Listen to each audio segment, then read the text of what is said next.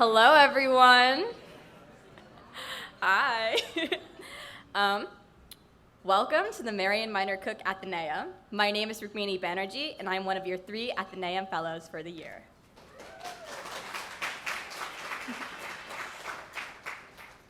On January 6, 2020, a mob of then-President Trump supporters attacked the Capitol building. The supporters sought to keep President Trump in power by disrupting the joint session of Congress that was set to certify the electoral victory of Joe Biden. When the attack occurred, the world was in shock. This was unprecedented, considering the last time the Capitol had been breached was in 1814. In the midst of all the chaos and disorder, the American people were desperately searching for a semblance of the truth, each asking the question, what is happening? To answer this question, it was the journalists we turned to. The headlines read, Evening Briefing Special Edition, a pro-Trump mob storms the Capitol. Trump is guilty of sedition. Impeach him again. Capitol attack shakes the world. Journalists risked their lives and careers to go to the Capitol and relay to the American people the truth of what would surely be an infamous occurrence in American history. Today, we are lucky to hear from some of the journalists who were reporting on January 6th. Elise, Viebeck, Michael Shear, and Sahil Kapur, all of whom are CMC alum. Yeah! Elise Viebeck, class of 2010, is an enterprise and investigations reporter focused on national politics. In 2015, Elise joined the Washington Post as a national staff writer, where she provided scene coverage on Capitol Hill and for other major news events. Elise was also a part of the Washington Post's political enterprise and investigations team, where she wrote about the 2020 presidential election contenders. Previously, she was a staff writer at The Hill. Sahil Kapur, class of 2009, is a senior national political reporter for NBC News. He regularly appears on MSNBC and has reported on American politics, elections, and public policy. He has also appeared on CNN, Fox News, CBS, ABC, and NPR to discuss his reporting. Mr. Sahil was previously at Bloomberg, also as a national political reporter. Michael Shear, class of 1990, is a White House correspondent for the New York Times. In 2020, Michael was a part of the team that won the Pulitzer Public Service Prize for their coverage of the pandemic and its economic and health consequences. Michael was previously at the Washington Post, and at the Post, he also won the Pulitzer Prize for his coverage of the Virginia Tech shooting in 2007. Today, we will hear from this wonderful panel of reporters and have the privilege of asking them questions about the role of journalists during January 6th and other major news events. First, Elise will facilitate a conversation between Michael and Sahil, and later there will be a Q&A where we will ask for audience participation. Before we get started, a few quick reminders. Please take this time to silence and put away your cell phones. As usual, video and audio recording by the audience are strictly prohibited. Per college policy, it is always recommended to wear a mask when not eating or drinking. Welcome to the Athenaeum.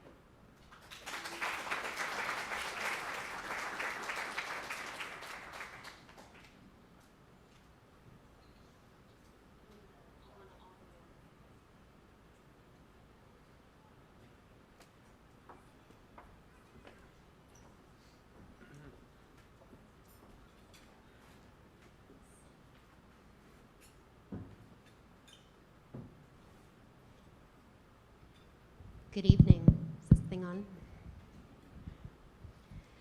Thank you all for being here. The 3 of us were discussing today, at least for me and Sahil, it's been a while since we've been at the Ath, 12 years for me since I was a student. The cutlery is the same, the dishes are the same, the fruit spread is the same, and that's tremendously comforting to come back to. So thank you for having us. Like Rukmini said, my name is Elise Viebeck. I'm a recovering political and investigative reporter with the Washington Post, which I left about a year ago. Do you want to do a quick intro?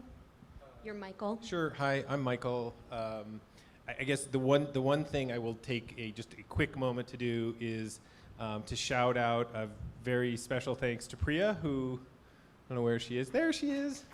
Who continues to invite me back and was a fantastic supporter when I had a book come out a few years ago, and she had a book event here and was spectacular. And a special, amazing shout out to Jack and Jill Stark,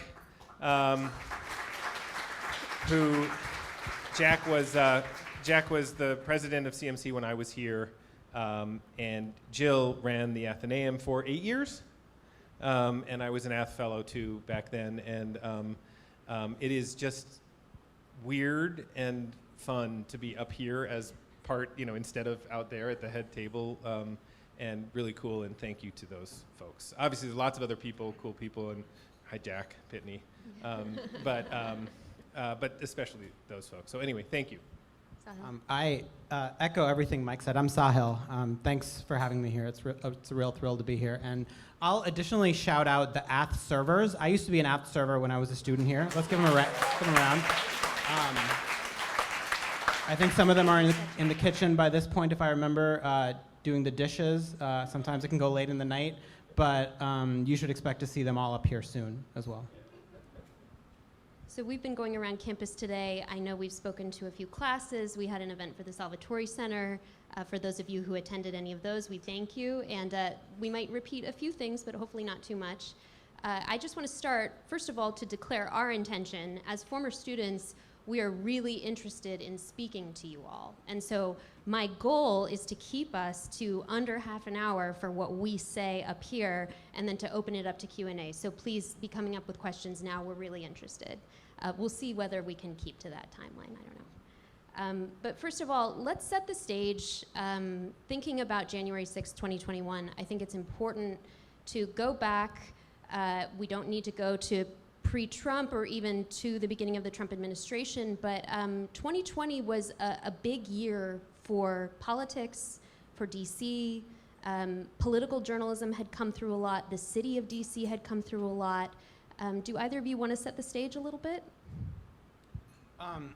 Sure. So the 2020 election was obviously extremely unusual for a number of reasons, but especially because of the way people voted. There were massive expansions of mail-in voting and other means of voting, simply because people didn't have the luxury of safely going to the polls in the midst of the pandemic. It was unique because of the high stakes of the presidential election.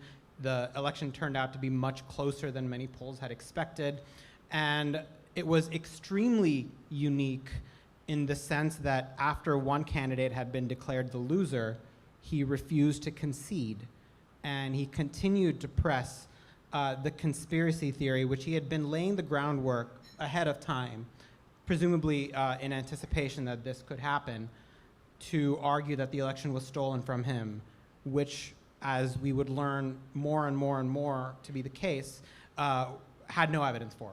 There was no evidence of that claim, and he continued to press that claim for weeks, for months. There were dozens of legal challenges that were made.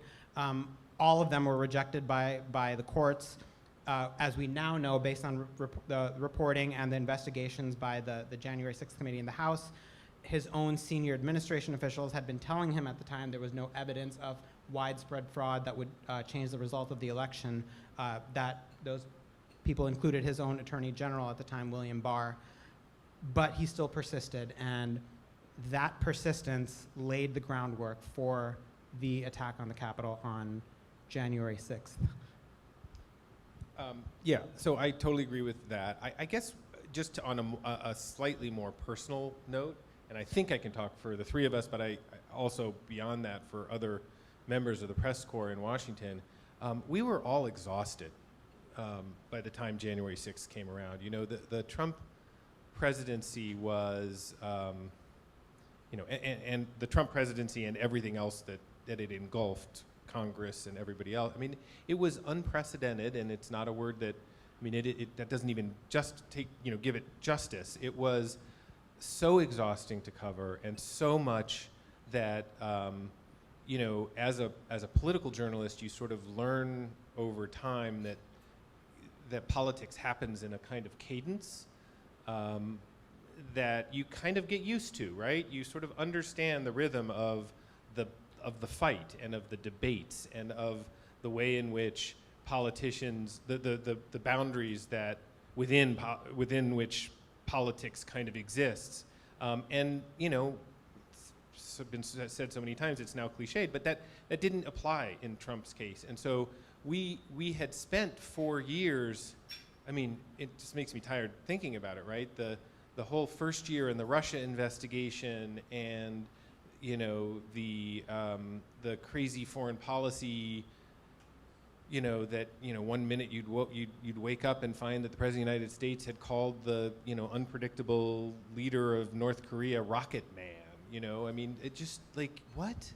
And then everything that followed in the second and third year, and the immigration, and the and the sort of crazy stuff with that, and all of the Me Too stuff which Elise did, and the everything surrounding Black Lives Matter, and then to sort of have that final year start with COVID, which now kind of we see sort of where it's ended up, but like don't forget how crazy those first months of COVID were at the White House, and being in the room when Trump would hold these briefings and talk about being in injecting people with bleach, and I mean just like crazy stuff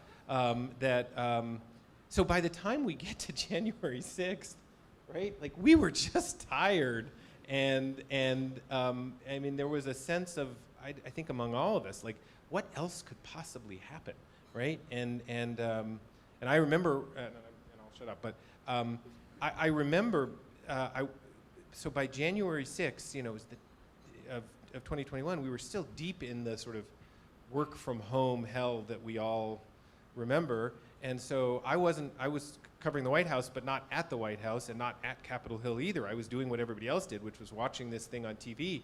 And it really did unfold in slow motion, right? Like there was a period of, at least for those of us watching from TV, you're like, ooh, this is weird. This looks strange. Oh, look they're hanging off of the windows at the Capitol. That doesn't sound good.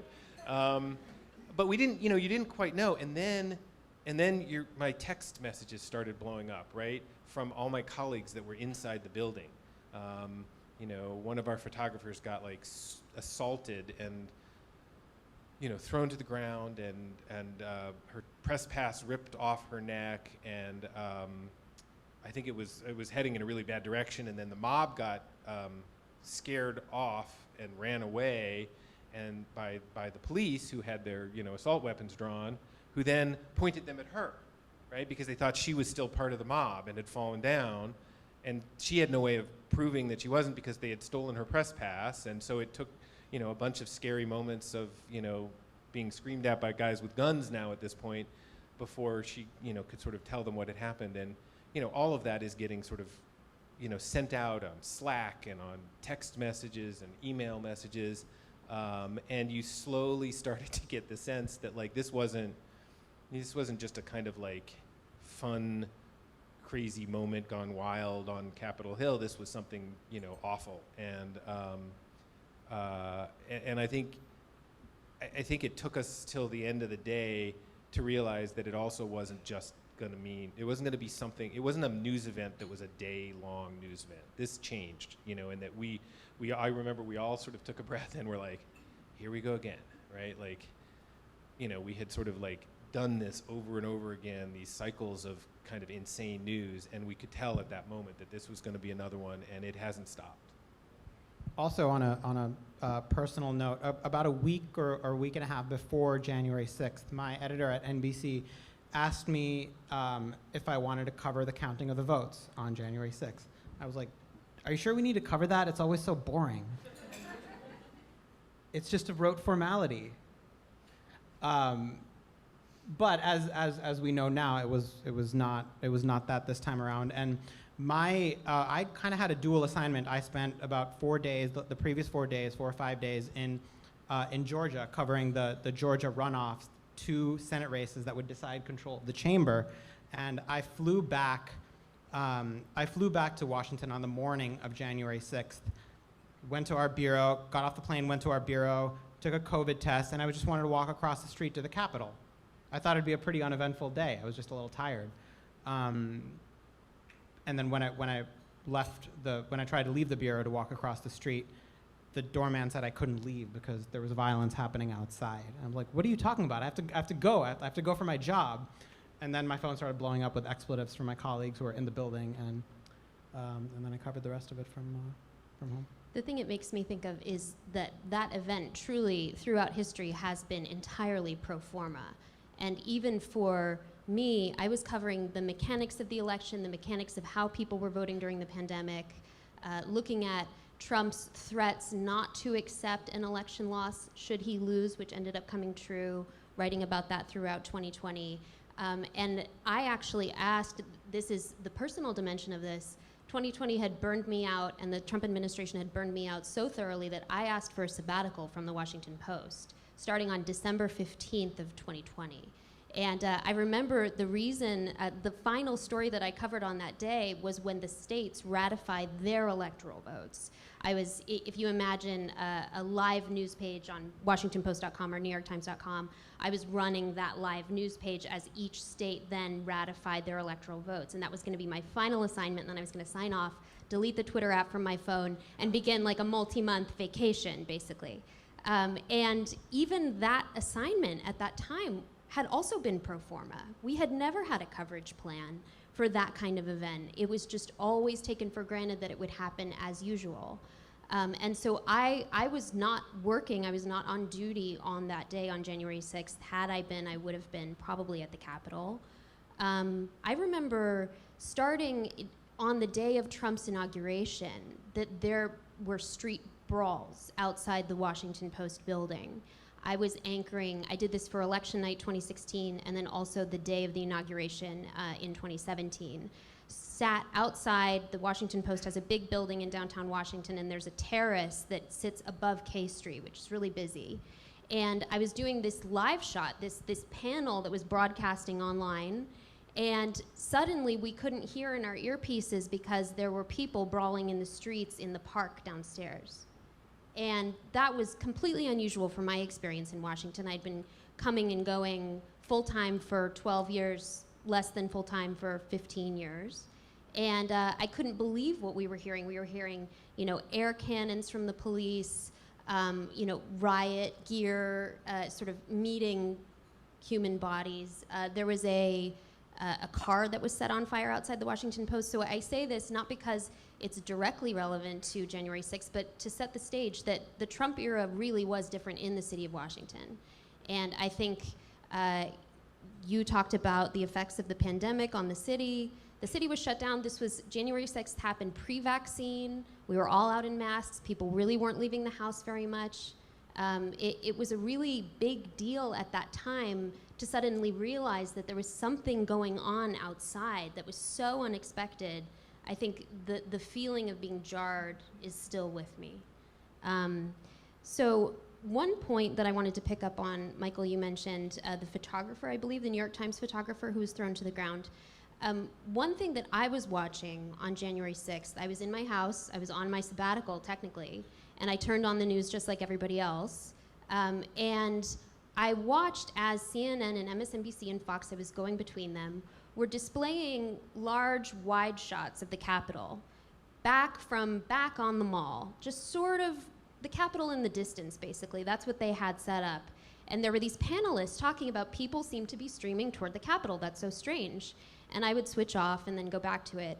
People were eventually making their way to the building, and the camera shots would slowly zoom in, and you would see that people were beginning to climb, and that not only were they beginning to climb, they had brought gear in order to climb. And that was harrowing for someone, and the next thing I want us to talk about is our relationships with the Capitol building itself, what it's like to cover it, and what it means to have seen it attacked. It was shocking, I keep saying that, but I think more than that, it was an opportunity to remember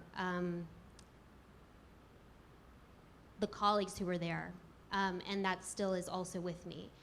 When the live shots eventually switched on cable television to being inside the building, this is something you can think about when you go back and review any coverage of that day.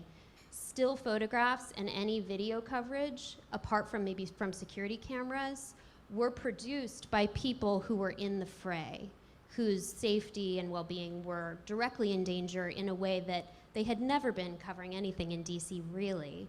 And it's amazing to think about the photographers, the videographers who we work with covering the Capitol. Many of them have experience in war zones, and I've spoken to many of them who said that that was the kind of training that came into effect that day. They were really able to use that, able to muscle through, because they had essentially been covering wars before, and that's what this was like. So I think that's what will always stick with me about that day, was the change from the live wide shot to these still photographs coming out of people with their feet up on Nancy Pelosi's desk, people in the Senate chamber, and the closer the photographers were, the more I knew that they were at risk. Yeah, so as I was saying, I wasn't inside the building as the violence was occurring. I had managed to leave that office building. I escaped through the parking lot downstairs because I wasn't going to stick around there. And as the violence was happening, I was outside the Capitol. I witnessed some of it. At first, I didn't fully realize the extent of it, but once I did, I got the orders from my bosses to get out as quickly as possible, and then I left. But that was, it took a long time for it to fully set in how harrowing that was, because for me, I'd been covering the Capitol I'd been covering Congress and covering Capitol Hill from Capitol Hill for more than a decade at the time. I'd spent countless hours, hours upon hours and days upon days, late nights, overnights, votoramas over the last decade, and I had many memories, some vivid memories, in many of the spots that I saw those rioters, parading around as if they owned the place. So that took a while to set in, and then I thought I'd basically processed it and dealt with it, and then I covered the second impeachment trial of Donald J. Trump, and they played all the videos again. They played new videos again. It all came streaming back.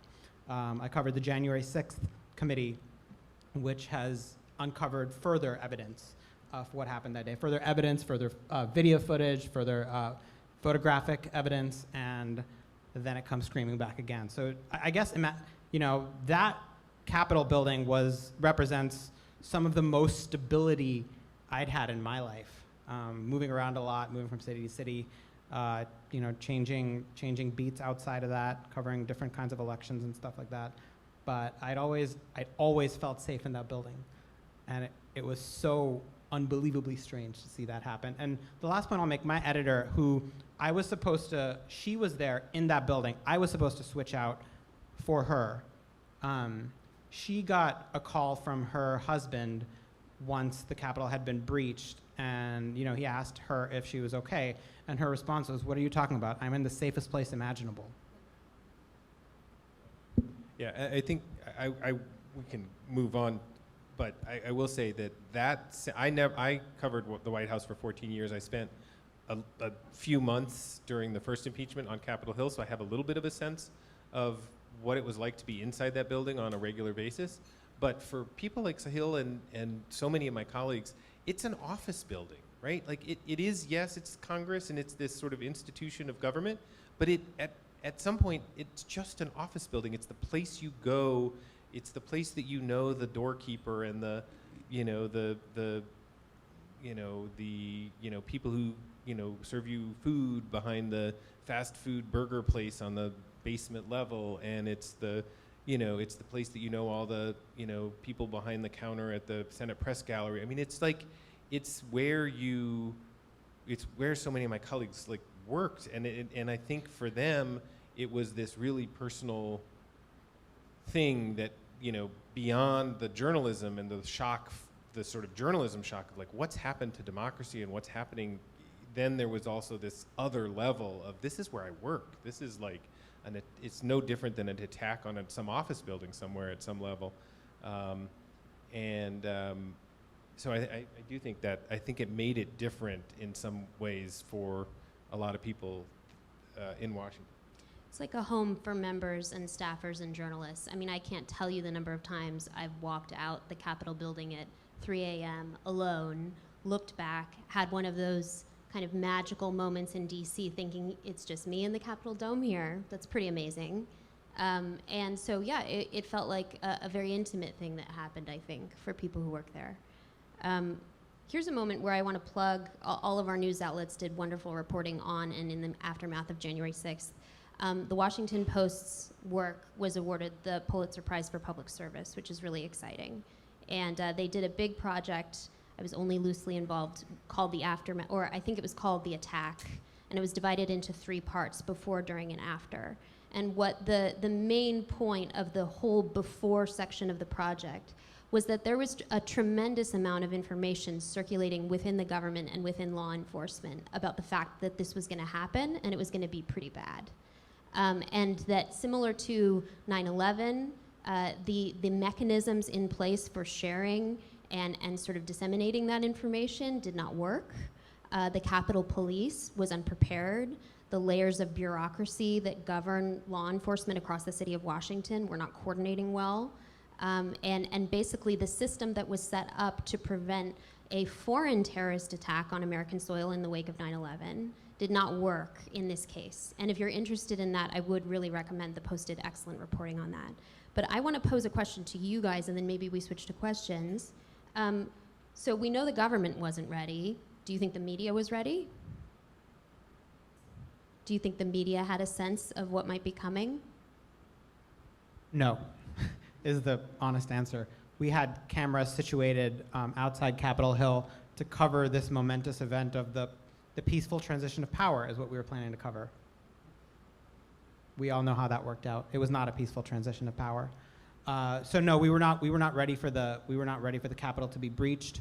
Capitol Police was not ready for this. DC Metro Police was not ready for this.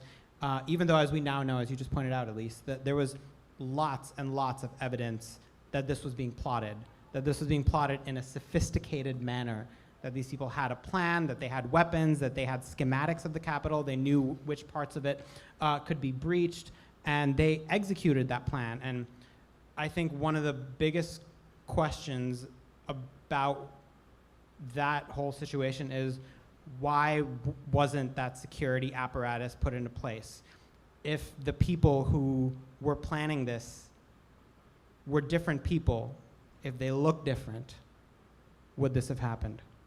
Was it a failure of imagination to think that people, that this set of people wouldn't do something like that or weren't capable of something like that? These are the tough questions that I think still have to be answered. Yeah, and then we should definitely get to questions, but I think following up on both of those,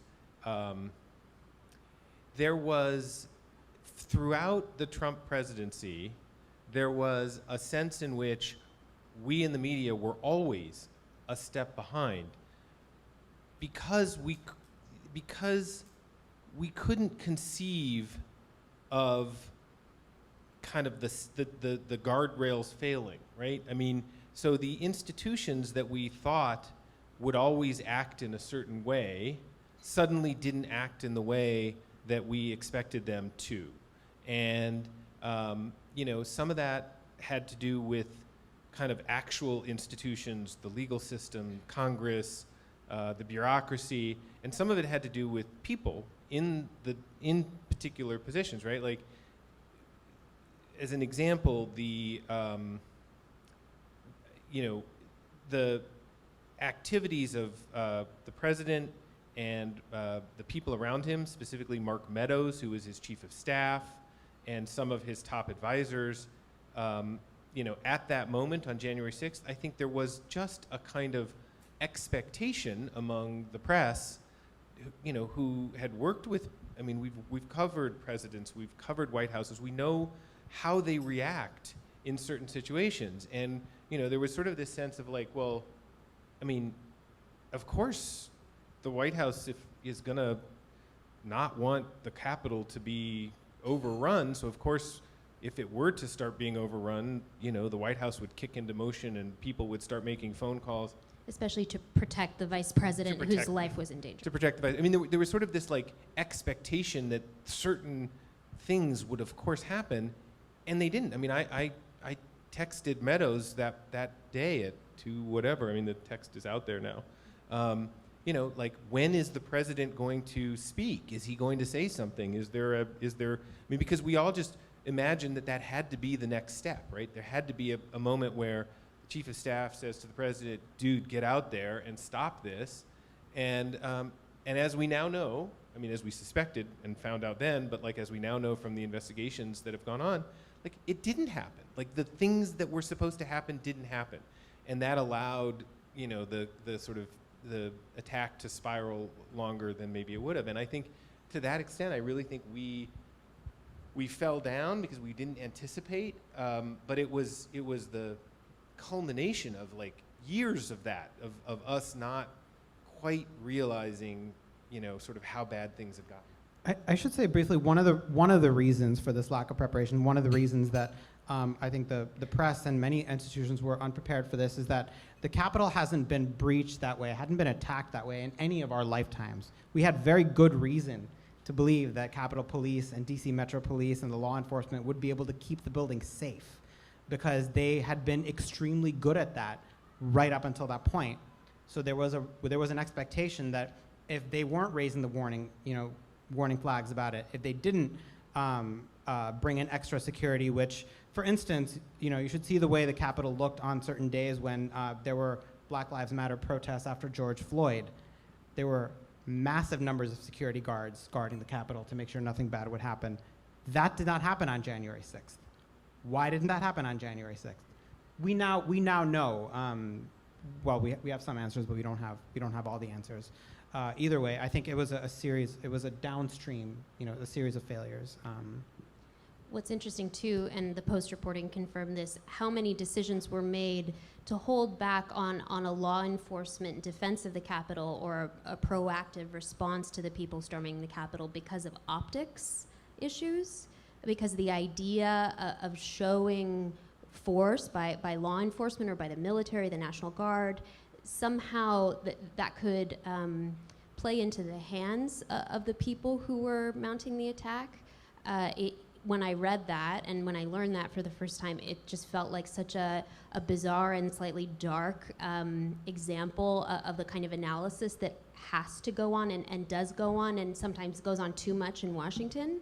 Optics really matter, and everyone in Washington is very used to making decisions based on the optics. I think everybody here knows what I'm talking about. And so that's harrowing to think that you know, the situation escalated in part because to respond would have created a situation that they worried would make it worse. And that's where the government's hands were tied. Yeah, let's do it. Questions? All right, everyone.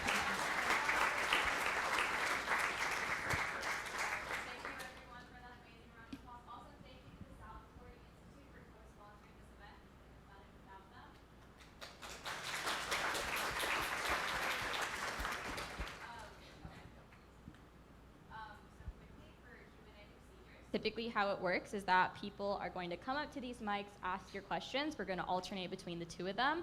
When you come up to the mic, please keep your question brief, only one question per person. And also, as you come up to the mic, introduce yourself. Say your name, your major, and also your class year. All right, Q&A is now open.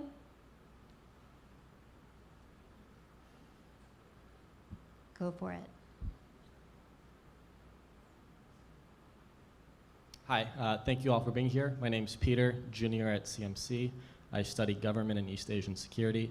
I have a broad question open to any of you who want to take it. How do you approach developing sources as journalists? Any tidbits, words of advice? Would love to hear that. Thank you. That's a great question. So my theory about sources is that the only way they work in Washington is when you end up creating a trusting relationship with your source, right? And that means that the source understands and trusts that you're not going to twist their words, you're not going to misrepresent them, you're going to treat their information that they give you fairly, and that you trust that they're not going to mislead you, that what they tell you is actually the truth, and that they're not going to breach the confidence that you have between them and vice versa. And in my experience, kind covering Republicans and Democrats for 30 years, you know, there's a great tradition in Washington of, you know, spending the time. Often you meet people when they're in low-level jobs. I met Jen Psaki, who was the White House press secretary for a long time, when she was a very junior press assistant in the Obama campaign in '08. You know, and then she held a series of jobs over the course of, you know, 15 years. And over that period of time, you know, you have a trusting relationship. You know, most cases you're not being friends with the person, but you understand the dynamic between the press and, you know, Jen would not always tell me everything I wanted to hear. She wouldn't necessarily, she would sometimes ignore my texts. Sorry, Jen. You know, but I could trust that she's never ever lied to me about anything. You know, the dynamic is, you know, it's not always super friendly. I remember once writing a story about Hurricane Katrina and Barack Obama's policies vis-a-vis helping people recover from Hurricane Katrina, and I got a email from Robert Gibbs, who was the first press secretary for Obama, and he wrote, you know, and the email was, you know, if you think Hurricane Katrina is bad, wait till Hurricane Gibbs comes roaring up your ass. Because he was really angry about the story. So it's not like it's all friendly all the time, but the Trump years were really different, right, and really difficult because the kind of adversarial nature of the relationship and the you know, you always sort of had to work through to get to that trusting relationship was completely impossible in almost every case because you had a president who was who expected every employee to demonize the press, to attack us personally, to not have relationships. To have a relationship like that with a member of the press was, you know, a fireable offense essentially in the Trump White House, and so it made that process exceptionally difficult. It's back to somewhat normal now, you know, in the Biden White House, and I think, you know, makes life a lot more pleasant. But it's a never-ending process. It's the most important thing about covering politics, and it happens. There's different dynamics on Capitol Hill. It's similar, but maybe slightly, you know, a different sort of, you know, mechanics and how you sort of meet, you know, how you get members to trust you and chiefs of staff. But I think at the end of the day, it's all about that relationship. I was just going to say, if you're asking for an even more basic how-to, you start bothering people. That's sort of our entire job, is to bother people all the time. People who are members of Congress, because you catch them in the hallway or you have their cell phone number and you're texting them. Staffers, because you catch them in the hallway or you have their cell phone number and you're texting them. If you're a journalist, you're always interacting with press secretaries, typically the people whose job it is to talk to you. Their job is to be bothered, so they're the easiest ones to go to. But then once you get to a higher level and you're cultivating sources who are not, you know, immediately listed on the press release, it's a matter of keeping up a relationship. This is the point you made. Trust develops over time, and you just keep talking. And it can be a little bit strenuous. It's a big kind of unspoken part of the job, I think. People look at journalists, they imagine the television hits, and they imagine the cool bylines and the A1 stories and, you know, all of this stuff. And the truth is, there's a lot of time just spent with people not responding to you because they don't want to acknowledge that you're right about something, or they're yelling at you because they think you got something wrong, which may or may not be true. But yeah, it's a huge part of the job, is developing those relationships, developing that trust. And in Washington, relationships are the currency, 100%. Everything they said, I'll add a few things. Firstly, try to meet your sources in person at some point. Most of your conversations with them will happen over calls, over text, over emails. But, you know, look them in the eye. Make sure they can see you and develop that kind of comfort level that you're going to be a straightforward reporter. Treat them fairly. One thing I often tell my sources at the first time I invite them to coffee is, you may not always like the stories I write. You may not always like my framing. Sometimes I'm going to write tough stories about you or your boss. but I'll always represent you fairly, and I'll always reach out to you for comment, and you can trust that that'll happen. And as long as they know that, I think sources will, value that a lot. They want to be represented fairly. They want to make sure, as Mike said, you don't twist their words. Even if the crux of your story is something that they don't like, as long as they have a chance to comment, everyone in your story should always have a chance to comment. No subjects of your story should ever be surprised by what you write about them.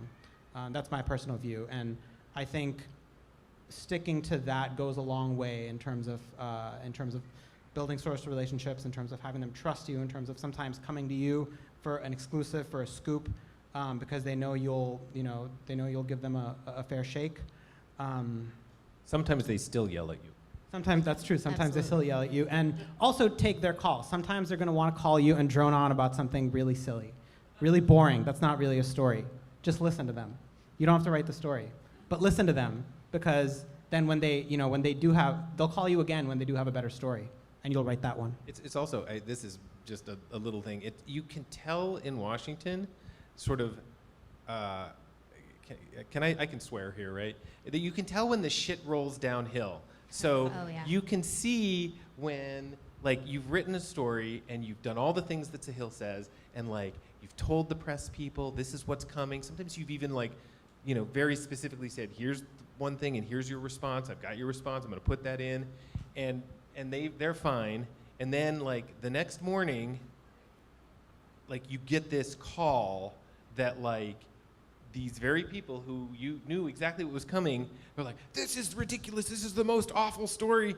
And you can tell that Biden woke up, read the story, well, probably Mrs. Biden woke up, read the story, shook Joe up, said, can you believe this headline? Who then called Ron Klain, who then said, called the press secretary, said, what the hell? And then, and it all rolls downhill. And you can sort of get a really good sense of how, like what time they read, the principals read stories, because you can like, okay, yeah, that's about right. That's, 6:30 in the morning. Yeah, that makes sense. I was going to say something really similar, which is that fear is pervasive in these situations. Like I said, the people who are press secretaries whose job it is to guard their bosses' reputations, to talk to you, be bothered by you. If their boss is mad and they get it, and that usually means they haven't done, or can mean they haven't done their work in preparing their boss for what's coming. If you've gone to them and said, I'm trying to be a straight broker with you, here it is, and they haven't necessarily done their work going up the chain, it can turn into, again, also a shit show. Yeah, that's why it helps to put it in writing when you tell them what's going to be in the story, so they can't come back to you and say they're surprised. And I had one source, to Mike's point, sometimes, you can tell them, and, their boss will be angry, and they will yell at you as a result of their boss being angry because they feel the need to channel that. I had one source tell me in a moment of candor, when I'm snippy with you, it's transitive snippiness. It's because the boss is yelling at me. So. Oh, okay. Well, my name is Brandon, sophomore. I'm sure Michael still remembers me after a few seconds here. One of the questions I really wanted to ask, well, I know almost nothing about journalism. I do find it really interesting, and I think it's a job that I don't think anyone can do, but rather more is something, I guess, crucial to this world, right? What is the most interesting, I guess, piece that you've ever written, or just overall journey that you've had through your career?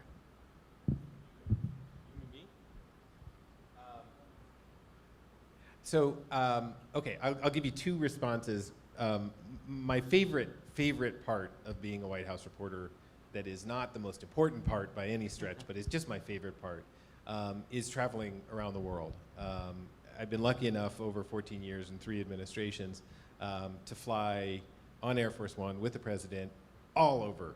I've gone just about to every continent, all sorts of places, South Africa, South America, Asia, Europe, just all over. And you travel and the places that you go in ways that, it's not regular tourism, right? It's, I remember my daughter was very small, FaceTiming her from the lawn of the presidential palace in Tanzania.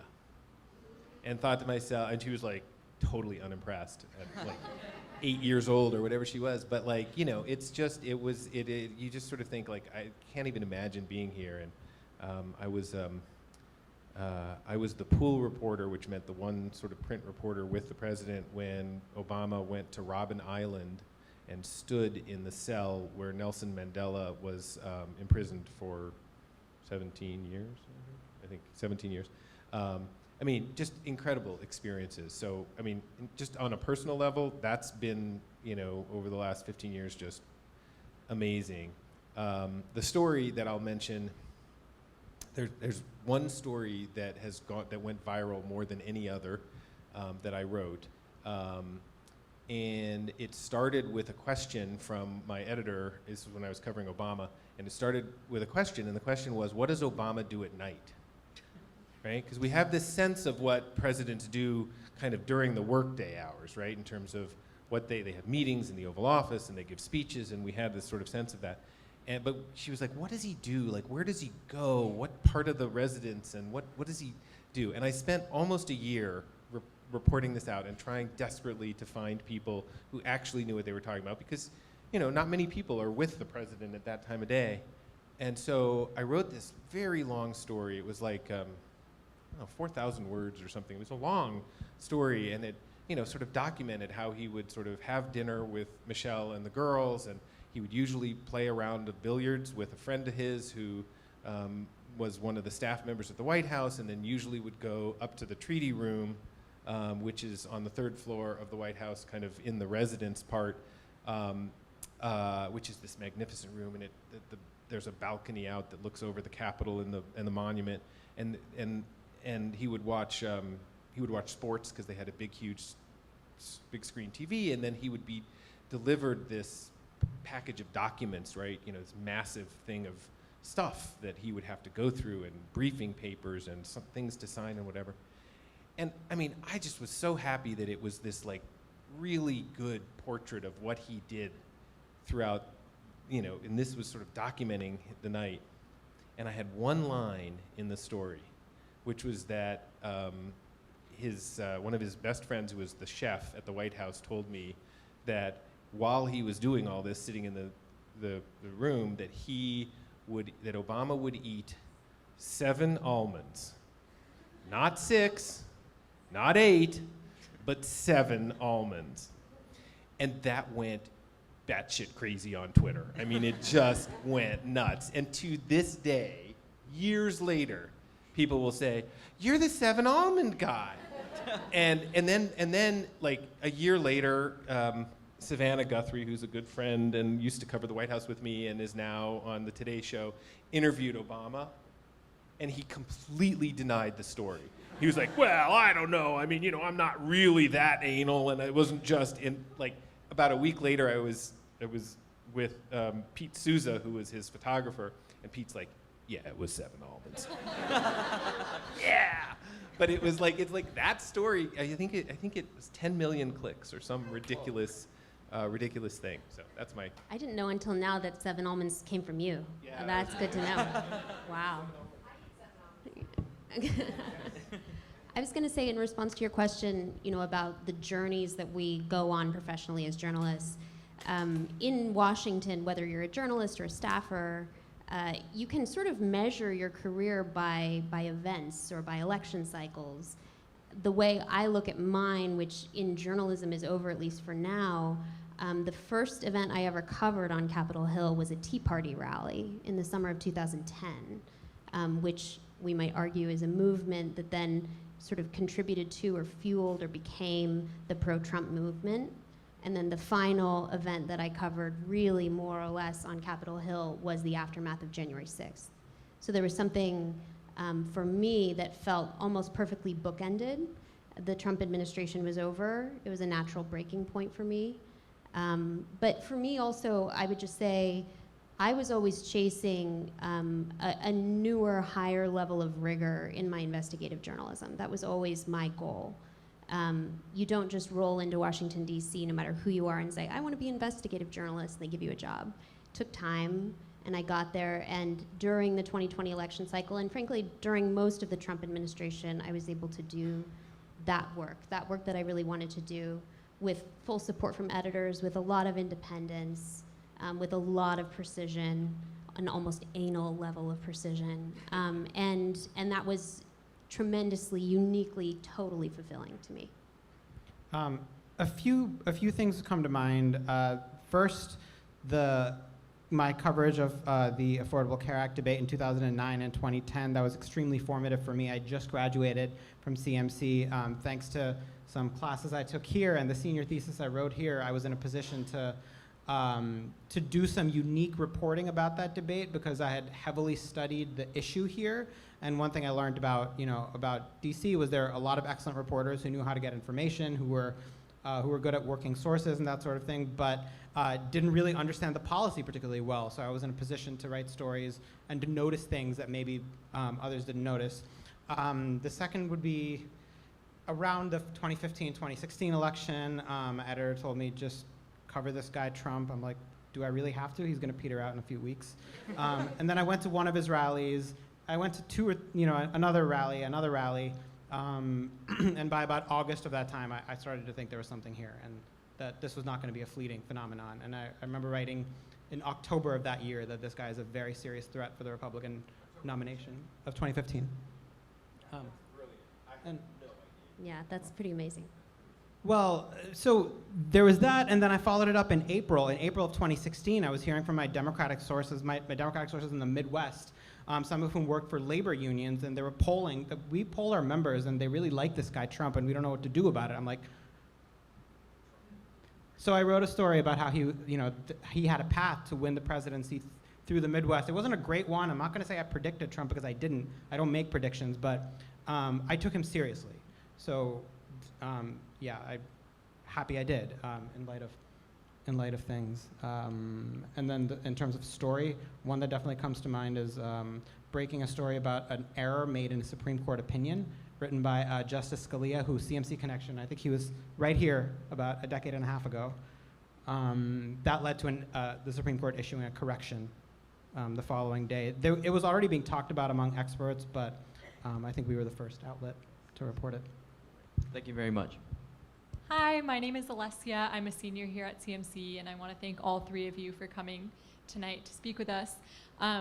I want to speak from personal experience. I remember on January 6th being very paralyzed with emotions like anger, fear, sadness, whatever. And I'm curious how you all, I actually remember someone asking me how I was feeling, and I said I have no words. You obviously don't have the luxury of having no words. That's literally your job, to have words. I'm really curious how you get up and do your job while you're also an American citizen living through a national crisis. I mean, I'll say I felt really lucky not to be covering it that day. I think I very much obviously could have, and one does, right? But to be able to be a bystander in a different way, it was unique. And I have to say, I still very much looked at it as a journalist. I was reading the Washington Post website thinking, I wish they would do this a little differently. I wish they would do that. Wish I was involved, kinda, not really. I re-downloaded the Twitter app on my phone. But I think we talked about this a little bit earlier in the day, sort of how to navigate your personal emotions in the midst of big news, or how to navigate your personal political opinions if you have them on a particular issue. And the truth is, when you become a journalist in this country, and particularly among the political press corps in DC, you really join a tribe with its own culture and its own norms. And those norms really say, and they teach you, that what you're about to find out next is much more interesting than whatever it is you are feeling personally at the moment, or the way you might be feeling about an issue politically based on your own ideology. The curiosity fuels everything. And so even on January 6th, at a time where I really felt like I was in recovery from 2020, the curiosity was still absolutely there. And I think that's very much the lifeblood of what we do. I'd be curious what you guys say. Yeah, I think the way we do it is the way we do every other aspect of our jobs. We wake up in the morning and we realize that our own personal feelings are irrelevant to our jobs. And we check them at the door. We have opinions and thoughts about everything. Every journalist does, and Elise mentioned earlier today, or one of you mentioned earlier today, that any journalist who claims they don't have thoughts and opinions is lying to you.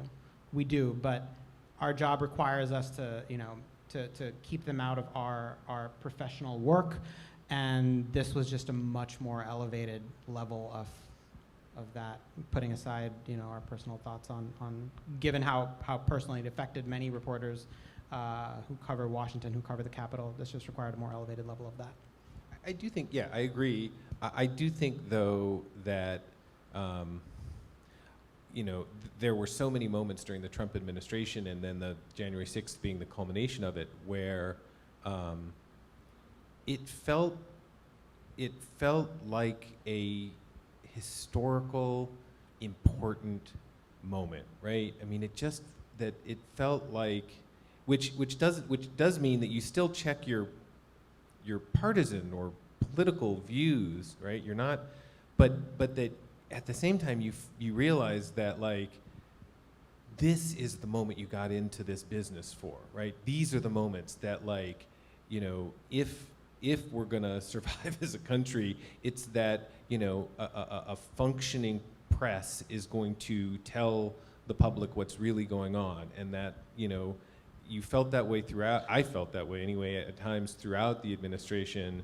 I mean, you sort of feel that way through all administrations, but especially during the Trump administration when all of this stuff was happening.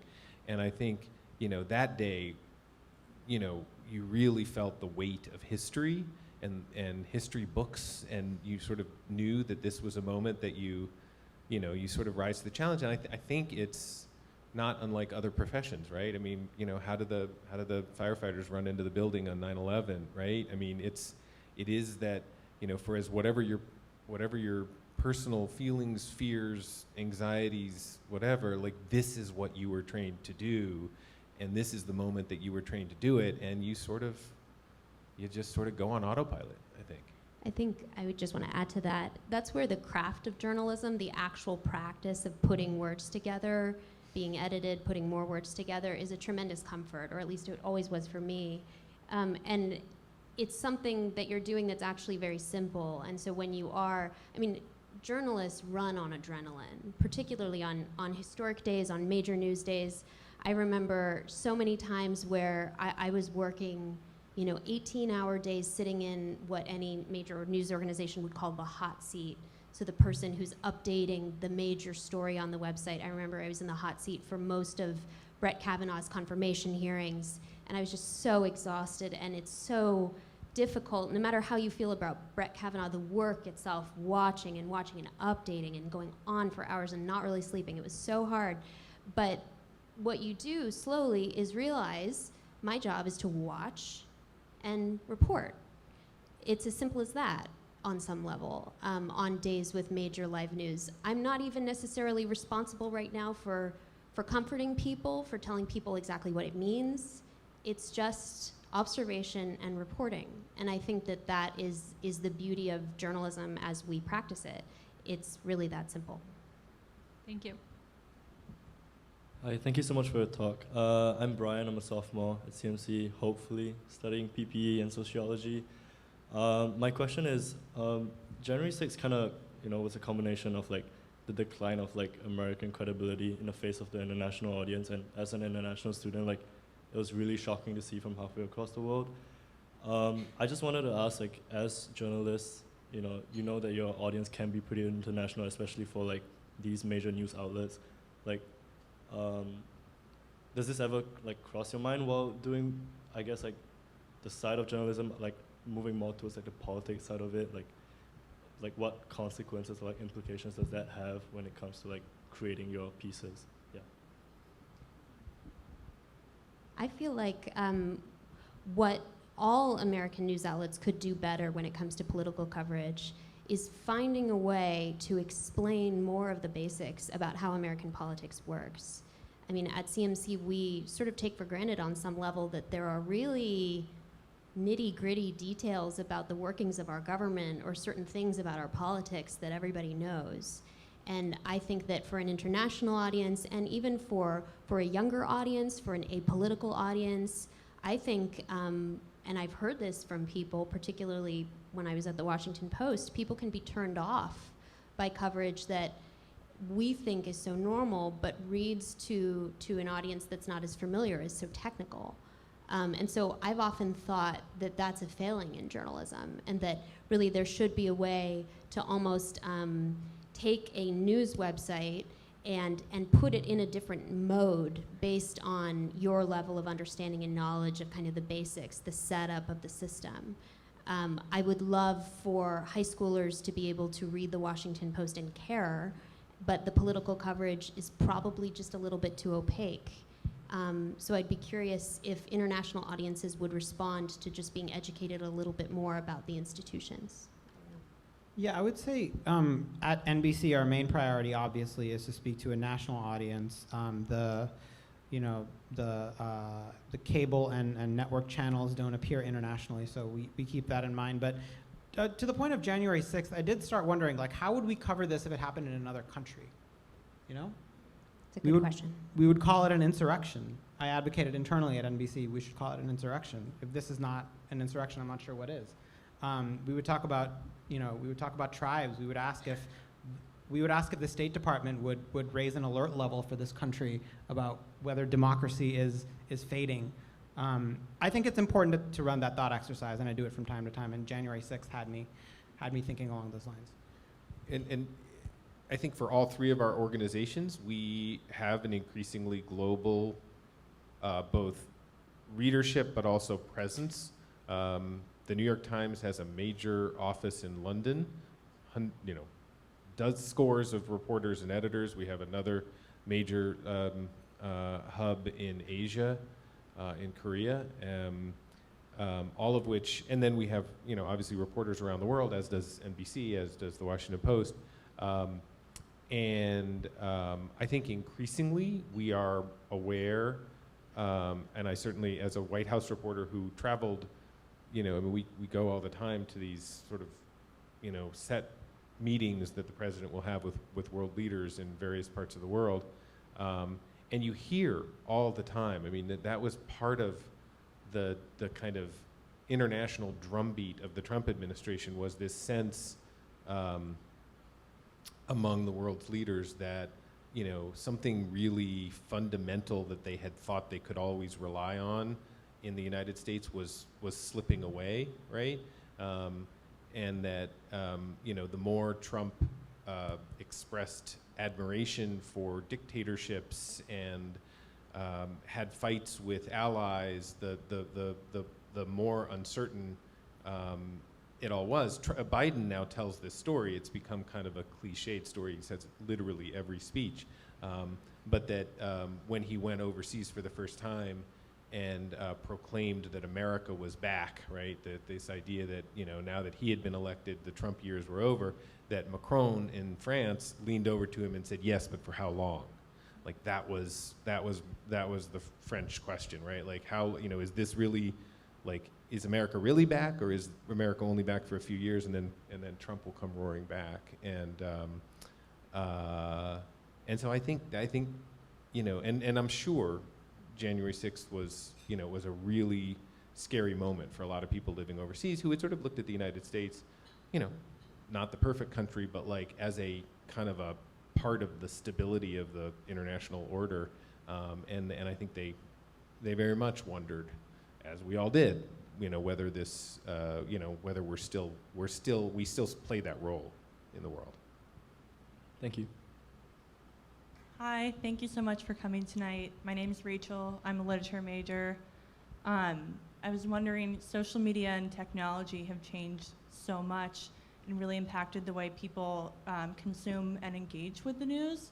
And as journalists, has it impacted your jobs and how you conduct them, if so? We were talking about this earlier. I think Mike may be the only one of the three of us, Sahil, correct me if this is wrong, who was getting push alerts on his phone for every Donald Trump tweet, starting when he declared his campaign for president. I did for a while, and then I stopped. Yeah. I did for a while as well, and lately, because he's been on his new social media, as I think many of you know, he's been banned from Twitter. The former president's been banned from Twitter. That's a weird thing to say, but it's true. He's created his own social media platform, and now I have push alerts for that. And I had to silence them earlier today because he has been tweeting up a storm on his. I don't know what he's been saying. I silenced them. Yeah, it was the bane of my existence for literally 5 years. It was awful, and a completely different way of communicating. And at the beginning, none of us knew what to make of it. Right? Were these tweets like how? And I think it wasn't just the media; it was the rest of the government didn't really know what to make of some of his pronouncements. Were they official policy? Were they kind of I remember talking to somebody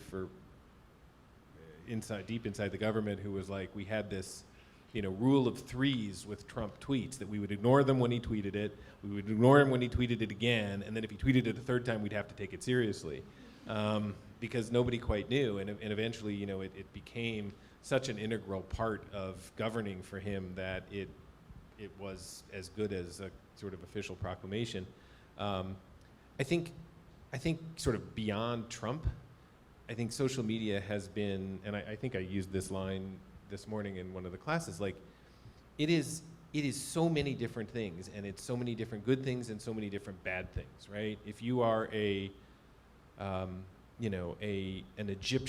young Egyptian student trying to fight back against a dictatorial government, right? Twitter is an amazing tool.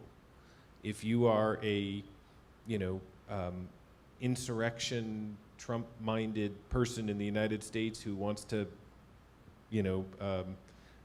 pass along lies and incorrect information, it's a fantastic tool, right? Like and everything in between, right? So it has, in some ways, proved to be a fantastic way to get our journalism in front of more eyeballs, and it's been a horrible kind of burden I was talking to somebody in the White House the other day who said it is a warped view of America, right? And if you let Twitter live inside your head and think that like the way people express themselves, whether on the left or the right, that's America, like totally warped view of what America really is. And I think that is a real danger both for journalists who spend a lot of time on Twitter or other social media programs, or for the politicians themselves, right? Who develop their policies based on what they think is these loud voices, and it's not really representative of the country we live in. In terms of our jobs, it does provide a really great opportunity for journalists and people in all sorts of professions to build their own personal profile, independent of your news organization, which can be very valuable. It's there's no editor between me and sending a tweet. That's an opportunity. I also have to use it judiciously, or I could get in a lot of trouble. Fortunately, that hasn't happened yet, but we all know fellow journalists who have gotten in serious trouble for their tweets. Some of them have lost their jobs as a result of it. So that's the danger as well. We have to be very careful, because everything we post on Twitter can and will be used against us by bad faith trolls. I mean, that was true of even speaking at internal post events. We were talking about this earlier today. Just the presence of bad faith trolls changed the practice of journalism in DC in a very direct way. I know at the Post, I told this story earlier to some people, we stopped holding newsroom-wide events outside the office because they kept being infiltrated by conservative provocateurs who are armed with hidden cameras and hidden recording devices, and they would ask questions to journalists trying to catch them out in saying something that was embarrassing either about the political scene or about their organization. So I think the comment I was going to make, Twitter changed our coverage, changed our personal profiles. It also means that people who do not respect our work, who are trying to tear it down, are in your pocket all the time. And that is a unique thing about journalism in this moment, I think. If you look at your Twitter replies, you can be in the middle of the most perfect day, at a family holiday, and you may be transported to a very ugly place just by looking at your phone. And having that thick skin is critical to being able to do the job. Thank you for the questions and answers. We'll have one final question from Melanie. Hi, thank you so much for coming to speak with us today. As Miriam said, my name is Melanie Kalla. I'm a sophomore at CMC studying international relations. And Thomas Jefferson has a quote along the lines of, if the people do not hold their politicians accountable, the politicians will become wolves. And I worry about the possibility of this because of the prevalence of echo chambers. So I was curious, as journalists, in what ways can you see the media breaking beyond simply preaching to the choir? Michael, we're giving you this one. Okay. I think that's a great question, and I do worry about it a lot. I think that if there's a part of the journalism landscape that has withered and that is sort of struggling at the moment, it is the part that is that I think the three of us struggle to represent, which is the use the word you want: objective, neutral, fair, balanced, however you want to look at it, and that that seeks to pierce the bubbles on both sides, right? That seeks to say, we're gonna force you to confront what really is rather than what you hope to be. And I do worry that the sort of combination of technological advancement that lets people personalize news and the recognition by the bean counters that highly opinionated news and information sells has sort of combined to mean that the sort of parts of journalism that are growing are these sort of highly, intensely partisan, intensely opinionated, as you called it, bubbles on the left and the right, and those are growing, and that people like hearing they like hearing their opinions ratified, right?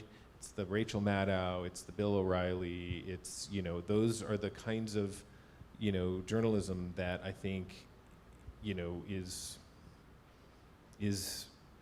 on the rise. And, I'm not one of these people that says that that everyone has to be a kind of straight journalist. I think there's room for a lot, but I do think that we're getting out of whack. And, if I had one message, to people who are considering journalism or are, teaching about journalism, it's that we have to get back to an understanding that, that our democracy won't function if we only divide ourselves into these intensely partisan bubbles where, look, Trump, I'm sorry, I'm rambling. Trump was strategic about this. He understood. He knew that that there would be long-term benefit to him politically and to his movement politically if he could undermine the credibility of the people who were trying to pierce his bubble. And it's really, really hard. I mean, the Washington Post tried their version of it with the fact checker, right? Who's a wonderful guy named Glenn Kessler, and a bunch of the people that worked for him, and they did this, amazing, thing for years where they kept trying to catch him. They documented all of the lies, and various other news organizations have tried other ways, but boy, I think we need to get back to a place where the middle is held up again, and so I don't. That's not very optimistic, but I think it's a big problem, and I think we all need to work at it. Yeah, I think the best we can do is, along with everything Mike said, is to be honest and objective and to make our case for why that's important, and when we're not, to be fully held accountable, and when we make errors, to correct them, and to be upfront and honest and transparent when we make a mistake, because everyone does. And beyond that, there's a category of things that is within our control, and that's what I just mentioned. There are some other things that are not within our control. There are there are a lot of consumers these days who want their news with vibes, or who care more about vibes than news, and who want. What's a you vibe? know- we'll talk later. Okay, all right. They know. Graduated in 1990. I mean, what do you expect? But there are, I think in the current democratized world, people can decide where to get their information, and it's no longer a world where there are 3 networks and 4 newspapers and 2 magazines where everyone has to go to get their information. People can self-curate their own Twitter feeds and their Instagram stories and their TikToks or Facebook, or young people are not on Facebook anymore, but wherever else they choose to get their news. And we don't have the power to make people read us or consume our work. And to that end, there are some things that are beyond our control as well. And there are some people who, for instance, if you're truly a believer that the 2020 election was stolen, and you'll have all 3 of us in the course of our work factually stating that it wasn't, there will be people who hate us because we're telling them the truth. And there's not a lot we can do about that. We're not going to start lying to them so they'll like us. Can I just ask before can I just ask how many people here do use Facebook? Because okay, all right, that's about right. My daughter just tells me, it's like, Dad, nobody reads Facebook anymore, and I was curious. So okay, that's. I was just going to say, maybe in closing, no journalist on this stage or who works for any of our organizations wants to write or report for an echo chamber. That's not the point. That's not what we want. We were talking earlier during the last election how there were a lot of people on the left who would come to journalists and say, "You're a hero, it's wonderful, thank you so much." And I know that we all might have slightly different opinions about that, but I'm at least ambivalent about hearing that. That's not the role that we chose this work to be playing. And so I think it seems like dodging the question a little bit, but journalism in some ways is a victim of the larger political forces that are dividing the country. And there's healing that has to take place that we cannot be responsible for. And I'm not sure what the solution is. Take a gov class at CMC. But that, to me, is one of the things that's important to recognize about our profession. We are not the problem solvers. Exactly. And I absolutely agree. And we're not on a team, right? And the left, in particular, has a real problem with this because they somehow have gotten it in their mind, and maybe it's not that surprising given the 4 years. We all collectively spent a lot of time and energy debunking the Trump years, right? And debunking a lot of what Trump did. That does not mean we're Democrats, right? I mean, and you sort of like have to kind of shake people sometimes to understand that, we are not on a side. We're not part of your team, and we're going to do, all of us collectively are going to do tough stories on Biden because that's our job. It's not our job to to sort of take a side. And again, Sahil said it, Elise said it, that makes people uncomfortable because they are more comfortable when they when they feel like what they're getting is a sort of steady, good news diet and, good news from their perspective. I think we need to shake people and make them understand that this is what the system is about, and we're not taking a side. Yeah, that's pretty much what I meant about vibes as well. There's a lot of. Okay, I understand vibes right. now. There will be a lot of, and I know Mike's gotten this. I get this all the time. Why are you writing this critical story about President Biden when there are these other horrible people doing these other horrible things? Why are you writing, about Democrats' odds falling in the midterm election? This was several months ago. Lately, their odds have increased, and the same set of people are happy with that story being written. The news is not there to make you feel a certain way. We're not going to write stories to make you feel a certain way. The President of the United States should get critical coverage. It doesn't matter who he is or she is. It doesn't matter if the character of their opposition is arguably much worse. That's going to happen, and if that kind of critical coverage makes people feel a certain way, it's still our job to do it, and it'll always be our job no matter who the president is, no matter who's in power. Our job will always be to hold them accountable. Awesome. Thank you so much. All right, thank you so much to our wonderful panel. I'm sure we have a lot to Thank think you all. about. Hopefully they'll want to come back to CMC, and also thank you to the Salvatore Institute for co-sponsoring this event again. Have a wonderful night, everyone.